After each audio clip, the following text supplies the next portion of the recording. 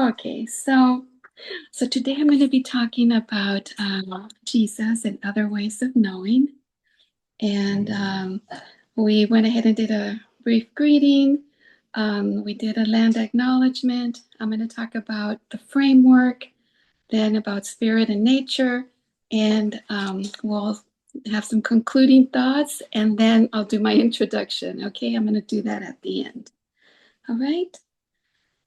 Okay, so first, I do want to say that what I'm saying tonight, what I'm sharing, um, is knowledge, is based on knowledge, right? It's my own knowledge that has been passed on through the generations from my parents, my grandparents, my great grandparents, my community, right? Relatives, elders, knowledge bearers. And I am not speaking on behalf of the tribe today. For that, a whole protocol is required. I am also not speaking on behalf of any other tribe. Um, there are there are 574 federally recognized Indian tribes, each one with its own language, its own government, its own culture, their own traditions, religion. There's 109 in California that are federally recognized tribes and rancherias. And then there's about 22 in Arizona where my tribe is located. In California, there are many, and actually in other states as well, there are many tribes that have lost recognition through initiatives and laws, right, that were crafted and, with a purpose, right, of making our peoples invisible, right, of removing us from the landscape. So today I'm just talking for myself, and I wanted to share this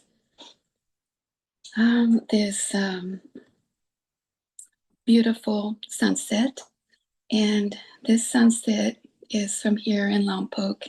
And if you can see, it kind of shows a flower, right? And so flowers are very sacred to us, and they represent the flower world to us, again, my people. And so I just wanted to share that with you. And I wanted to also share this. And I don't know if you can hear it, but it's the beautiful sound of water. And the reason I'm sharing this is because sound, right, is very special to us, as well as nature and all the beauty that surrounds us. And I will get a little bit into that in a little bit, but I want to talk first about the framework. So I'm going to talk about this alien framework that guides our lives and thoughts, right? And so when contact occurred, I think in my opinion, the most devastating thing that happened is that this whole framework was imposed upon us, right?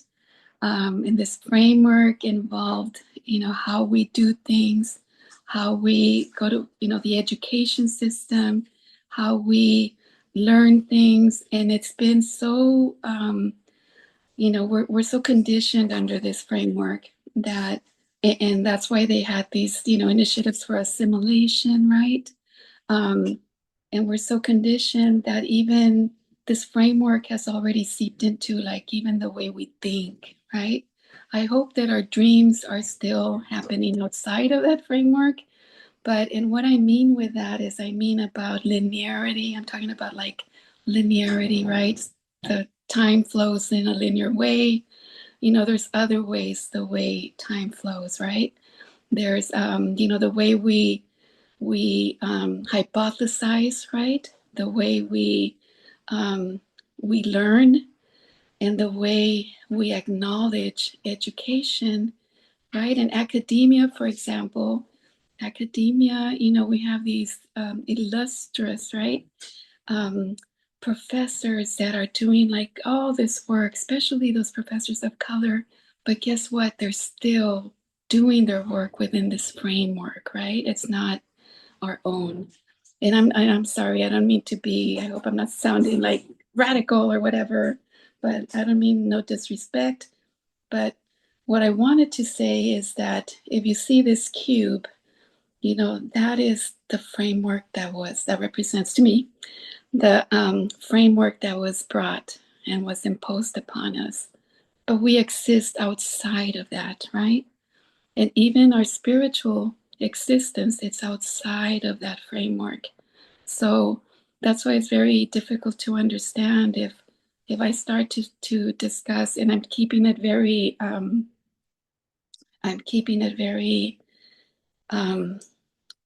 not mellow, but contained because I don't want to be disrespectful.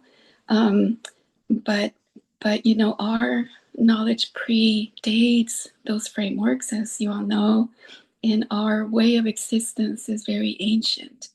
Our knowledge base exists outside of those established frameworks, right? So the conditioning of our thoughts and language, even the way we speak, and as you heard, now what English is the official language, right, of the U.S.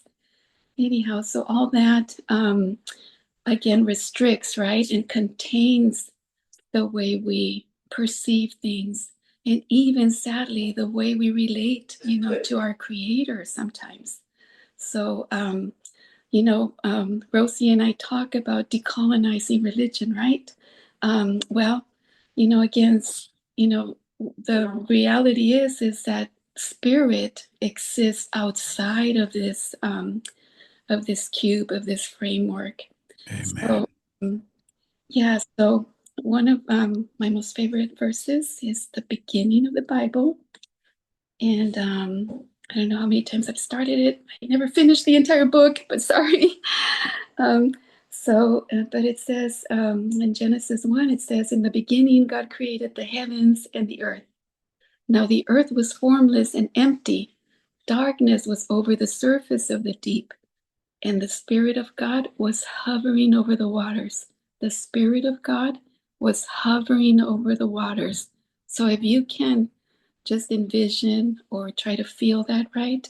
But imagine how beautiful the Spirit of God over this unknown, right? And in Genesis, it goes ahead and describes how he made everything. Again, this is outside of that cube, outside of that framework. Um, so he made everything, and everything it was all good, right? He saw that it was all good.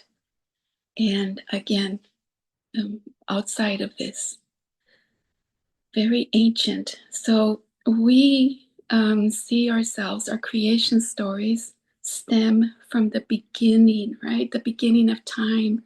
We use terms like immemorial, time immemorial. Um, and so our relationship with Creator, predates, right? The way. So sometimes that's why religion is very difficult for us sometimes, because we have our own way that is there from before all this, right? And we've, like with my tribe, we've been able to interweave that and and so we've been able to do that and embrace the things that are ours and our own prophecies, and they intersect, which is beautiful too, like a basket, right? But so I wanted to also share this other verse, which is one of my favorite too, which says, "The heavens declare the glory of God, and the sky above proclaims his handiwork. Day to day pours out speech, and night to night reveals knowledge. There is no speech, nor are there words, whose voice is not heard. Their voices go out through all the earth, and their words to the end of the world." Okay, and in them he has set a tent for the sun. But I really wanted to concentrate on verses 1 to 3. Sorry that I included the fourth one, but that's okay. But one of the things I like to do is sometimes compare, again, because our brains our ancient brain. And again, I'm talking to the indigenous person in you, right? I'm sure you all have an indigenous ancestor. Um, and so our brains, function differently. So one of the things that I like to do is I like to compare, if I look at like the day to day pours out, day to day pours out speech, and night to night reveals knowledge. When I read that in Spanish, it says, un día emite palabra a otro día, y una noche a otra noche declara sabiduría. So the one day is sharing, right? The um, the one day is sharing speech to another day, and the night is sharing knowledge to the other night. To me, that's like a picture of um, generation to generation, right? The transmittal of ancient knowledge. Um, so, so this is to me very special because I think it reflects that. But anyhow, so I wanted to go into some things that are more specific to our how we see our world. But I also wanted to mention that in John 10:16, the Bible does say that I have other sheep that are not of this fold. I must bring them also, and they will listen to my voice, so there will be one flock, one shepherd. And this is in my language. And when I used to read this, it used to crack me up. I'm just sharing this with you because our name for lamb is Boala, and you know how lambs go blah, blah, right? So our word is in our language is that's what it means. So when we would like read this passage, it'd be like, oh my gosh, how funny. But anyhow, but the significance is that there are, right? I have other people, other sheep in my fold that are, or are of a different fold. Anyhow, so with that being said, so to us, land and nature is intertwined, it's interwoven into, the tapestry of our faith, right? Um, our land is sacred because we believe that holy beings, walk on it. We believe that that's our place of creation, especially for those of us that still have our homelands or traditional lands, or our ancestral lands. Sort of, you could imagine, just knowing that you're in this special, special land. So, no, it doesn't mean, oh, there's oil, oh, no, or there's resources, right? Or copper, or whatever it is that the outside world may see there. Even the desert, right? People describe it as desolate. No, that's our home. It's sacred grounds, right? Um, there's all these streams in the desert that are ancient streams that are, run underneath sometimes the ground, and then they, poke up and so on and so forth. But it's just so beautiful and so special. And again, some of these streams have been there since the beginning of time, so very special to us, right? Land and nature, um, knowledge and stories, they're also embedded in nature and in our spiritual connection. And to us, again, that's how we communicate. That's the form of prayer, right? Of you know, being in communication, in connection with spirit. Our knowledge, our stories, our language, our songs, our prayers. A lot of our stories are about nature, right? We learn values, and we learn, you know, um, just how to make good choices, and they usually depict animals or plants, or so very special. And, even in those stories where creator, we not only do we have creator, but we also see Jesus is our main, our healer, right? The great healer. Um, we see we see him in these stories with animals, with plants again, trees, very important. And then we have a very important part of our existence, the language, of course, because our prayers and our songs, are in ancient language. Our language, we believe, was given to us by our Creator. Um, so, very important. And within the language, it's fascinating. I think that's why I was always drawn by all these different sounds and voices, and I love languages, but because we have sacred language, ancient ancient language that is used for ceremonial purposes. We have special um, language for songs, for certain songs, and casual, so different versions, right? You would call them, I guess, dialects.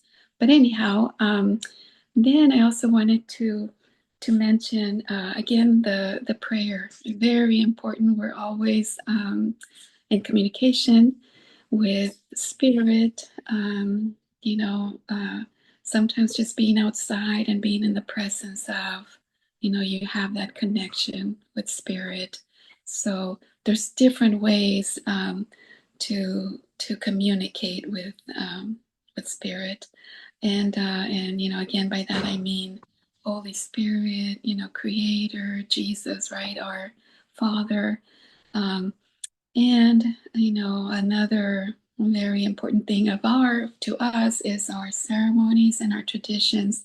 And what I think is so beautiful about our ceremonies and traditions is that, to me, they're like a prayer, a big prayer. Like the whole community participates in this, big prayer, or and we're all connected to Creator during whatever length of time that tradition or ceremony, right, may take place. So just very important to continue, to do that, and we still are, right, here we are, and we're still practicing. And thank you, Creator. We're always grateful that we're able to, and I think that's what our most we're so grateful that we have, our languages, our customs and traditions, and first and foremost that connection that, again, may not look like what you see within that framework, right, that cube, but nevertheless it's a connection to Creator. So I wanted to share that, and then I wanted to share this with you. You see this picture, you see a lot of different rocks, right? And this is the ocean again in Lompoc. I go over there for just peace. And if you look closer, you're going to see there's a little heart right there. I don't know if you see that rock. It's probably very little. We see it. Okay, so there's a rock, and then next to it, there's this, whatever that is. It looks like a little fossil, but it has these patterns that look like a shawl. And so, I'm just, overwhelmed by all these different signs, or, little things that Creator kind of puts on my path, right? Um, so, and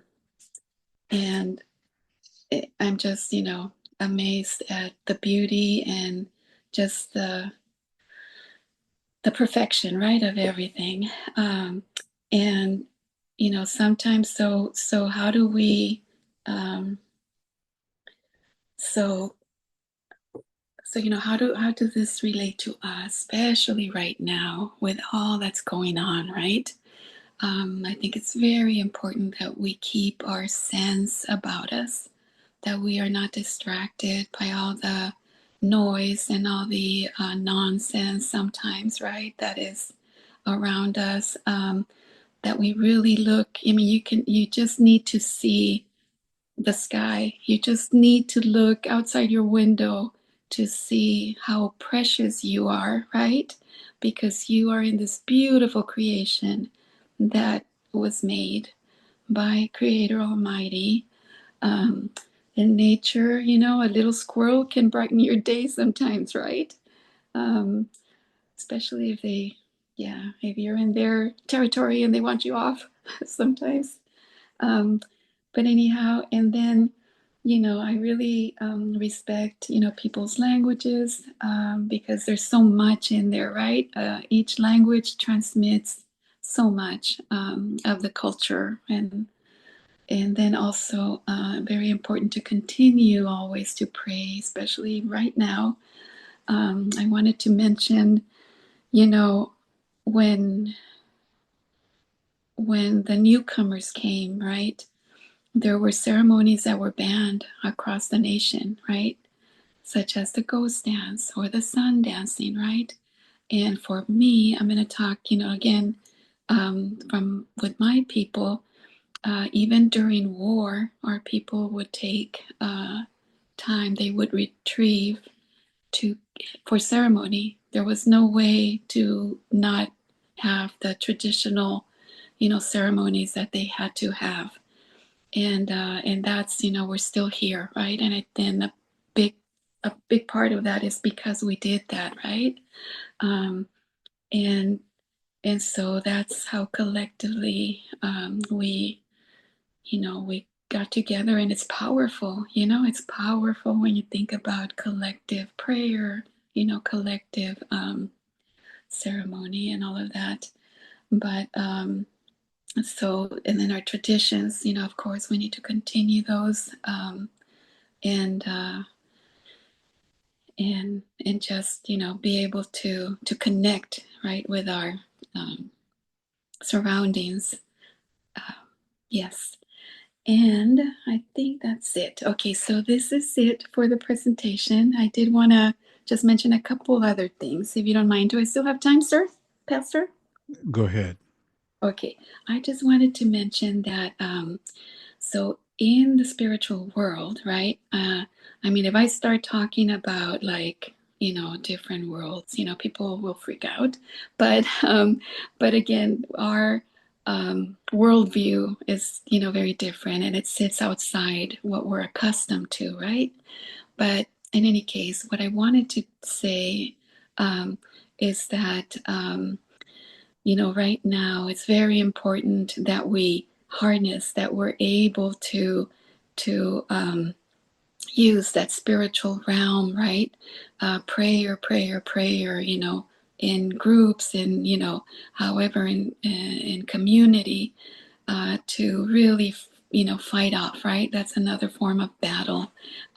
Everything that's going on. And then I also wanted to mention that when we first had contact, our first contact were the Spaniards. When we first had contact with them, they were taken aback because our names have a little marker at the end that say "He who kills by." So, our families or maybe clans or our names. For our families, some are he who kills by fire, he who kills by water, he who kills by smoke, and so on and so forth. So they were totally taken aback, and they totally thought we were savage. But the thing is that takes us back to the protection, right? The protection of our lands, that we're taught, from the beginning, that life, right, belongs to Creator, and that the greatest honor is to die fighting, right? Fighting to protect your land, your sacred land. And again, not land because, oh, minerals, copper, gold, whatever. No, because that's where Creator lives, right? That's uh, the habitation, right? That's where Creator and the holy people, Holy Mother. Um, Holy Spirit, all that's their main place. And it's also our point of creation. So, and it's beautiful too in Genesis, how he names all the rivers. Well, we have our creeks and rivers and everything named, but they're all, very, very special to us. So just wanted to share that. And then just say that I'm very honored to have presented. I went to UCSB and majored in linguistics. Then I went to work for a tribe, and I did Indian Child Welfare Act for a while and went to a non-ABA law school to learn the legal framework. So I never did sit for the bar because that was really not my path, but I did sit for the bar for my tribe, and I do belong to my tribe's bar, and I've had the great honor of participating in some very major, cases of like an international nature with pipelines, with trespassing of sacred lands, with one of our traditional pueblos. And I love governance. Governance in Indian country is very, here we kind of cover our regular governments are kind of cookie cutter BIA governments, but we also have traditional governments, and the way the traditional authorities carry out their governance is just amazing and very, to me, it's, again, part of that whole spirituality too. So, but just wanted to say that, and I'm humbled and thank you, and I hope it made sense. I don't know. Colum, Columba, Yes, sir. Sure. how are you feeling right now? Good. Why? I don't know how much energy this required of you, but you have invested in us and you have imparted to us. And I think also what you have to share is a recalibrating for our spirits. Yes. And I wonder if you would be willing to, in 2 weeks, on the Wednesday, 2 weeks from tonight, if Uh, you'd be willing to present to us again, or is that too much to ask? Don't feel, uh, oh, uncomfortable saying no. for on the regarding the same topic or I think you could take us farther. oh, okay. Are you? Yeah. Did it make sense? Do you know where I'm coming from? Yeah. You know, in a way, Columba, yes, it did, but in a way, it didn't have to. What do It you mean? didn't. What I mean is, it didn't have to, because the spirit of what you're saying comes across to us. And that's what we need, because sometimes we rely on, as you use the word linear, we rely on the linear way of thinking and reasoning. Yes. And you were outside of that cube Yes. and, urging us to expand and be outside that cube. I mean, am I on target, everybody? Are you, Yeah. yeah. Did it? Oh, okay. Okay, so our time is up. Mhm. We don't really have time now. Maybe next time, I don't know, we'll be able to talk about it. But thank you so much. Can we all say thank you to Columba for uh, Thank you. sharing Thank with you. us? Thank you. Oh, I Thank you so appreciate much. it. I'm so It was honored to have been beautiful. able to hear. Yeah. Oh, thank Mark you. asked me, "What are you listening to?" And I said, "One of my lifelong heroes is presenting during church with us today. And I had been looking forward to this, and I am so honored." Oh, thank you, Hasmin. I Yes. appreciate it from my heart. And Glory, hallelujah. yeah. And your voice is so calming, Columbo. It's Oh, just oh my gosh, it just really just let you just like oh, a good deep breath of just oh, fresh air. thank you. Thank I you. wanted to say the same thing. Mhm. Thank It was you. Boy, beautiful. Holmes, Thank you. Thank you so much. thank you so much for connecting us with the Creator